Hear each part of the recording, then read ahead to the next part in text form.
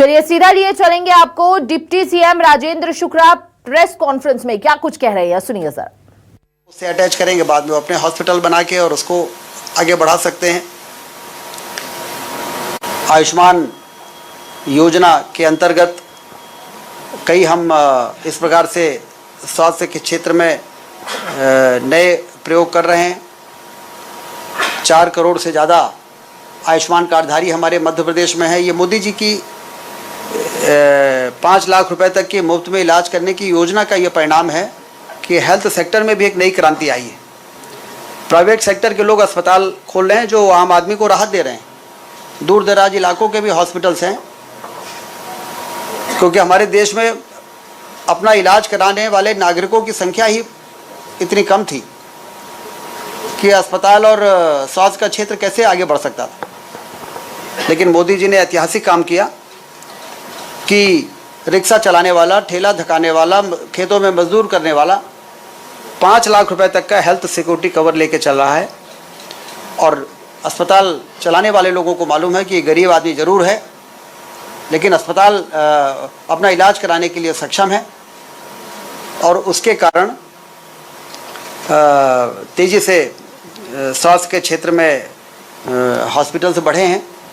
ये भारतीय जनता पार्टी की सरकार की नीति का ये परिणाम है कि इस क्षेत्र में एक क्रांतिकारी बदलाव हुआ है। आने वाले दिनों में इसको और आगे ले जाने की योजना है। 70 वर्ष से ज़्यादा लोगों को, चाहे वो गरीब हों, चाहे वो मध्यम वर्गीय हों, चाहे वो अमीर ही क्यों ना हो, लेकिन 70 वर्ष से ज़्यादा हैं तो उनको भी आयुष्मान कार्ड में 5 लाख रुपए तक का मुफ्त में इलाज देने की सुविधा देने का ऐलान केंद्र की सरकार ने किया है। तो हमारे जो बुजुर्ग हैं, जो कभी कभी सोचते हैं कि बच्चे से भी अपने इलाज के लिए पैसा मांगने में जो संकोच करते थे, अब उनके जेब में भी आयुष्मान कार्ड रहेगा और वो कहीं भी बड़े से बड़े अस्पताल में जाके अपना इलाज करा सकेंगे। और अभी पिछले दिनों हमने जो संविदा कर्मी हमारे यहाँ हैं, आशा कार्यकर्ता हैं, सहायिका हैं और पंचायत सचिव हैं, रोजगार सहायक हैं, इनको भी 2 दिन पहले ही आदेश जारी कर दिया है कि उन सबको 5 लाख रुपए तक का आयुष्मान कार्ड से इलाज कराने की सुविधा दी जाएगी। शिक्षा के क्षेत्र में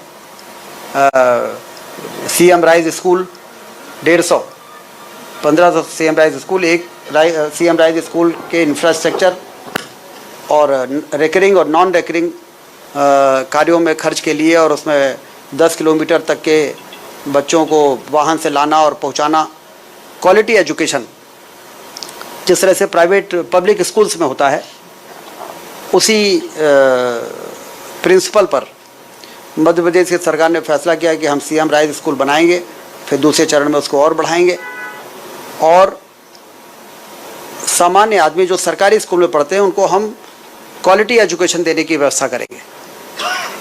क्योंकि एजुकेशन यदि समान है तो सभी को आगे बढ़ने का पर्याप्त मौका मिलता है। लेकिन जो सक्षम लोग होते हैं वो तो बड़े बड़े स्कूलों में अपने बच्चों को भेज सकते हैं, पढ़ा सकते हैं, लेकिन गरीब आदमी तो सरकारी स्कूल में भेजता है। तो सरकारी स्कूलों की स्थिति बेहतर होनी चाहिए, पुरानी मांग है।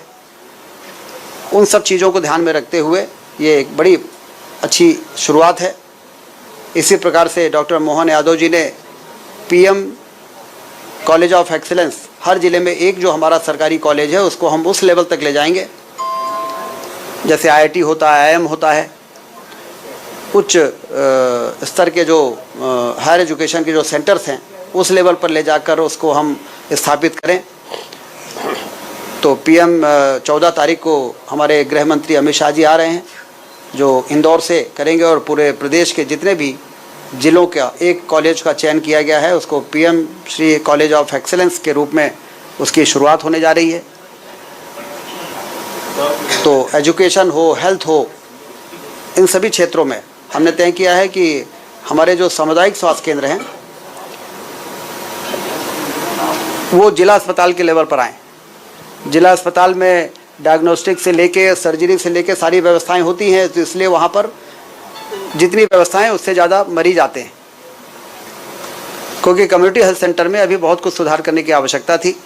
हम लोगों ने एनालिसिस किया, मुख्यमंत्री जी के निर्देश में क्या कमी है कि हम अपने ब्लॉक लेवल पे जो, जैसे मध्य प्रदेश में 350 सामुदायिक स्वास्थ्य केंद्र हैं उसको हम उस लेवल पर ले जाएं कि वहाँ सर्जरी भी हो, एनेस्थीसिया वाले भी रहें और रेडियोलॉजिस्ट भी रहें,